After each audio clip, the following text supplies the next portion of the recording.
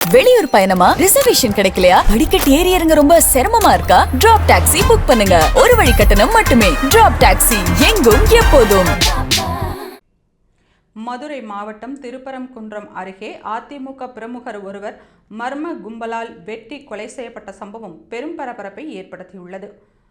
சாமநத்தம் கிராமத்தைச் சேர்ந்த செந்தில்குமார் அந்த பகுதியில் டீ கடை நடத்தி வந்தார். அதிகாலை 6 மணி அளவில் கடையை திறப்பதற்காக அவர் சென்றபோது அங்கே மறைந்திருந்த 4 பேர் கொண்ட கும்பல் பயங்கர ஆயுதங்களுடன் அவரை தாக்கியது.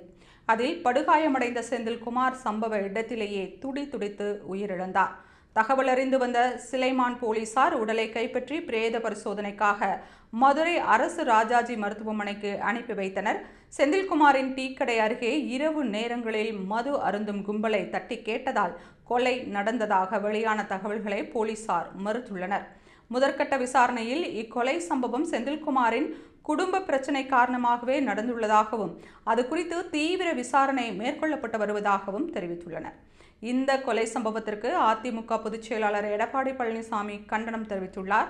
மேலும் தமிழகத்தின் சட்டம் ஒழுங்கு மோசமாக இருப்பதற்கு இதுபோன்ற சம்பவங்கள் தான் சான்று என்று சாடியுள்ளார்.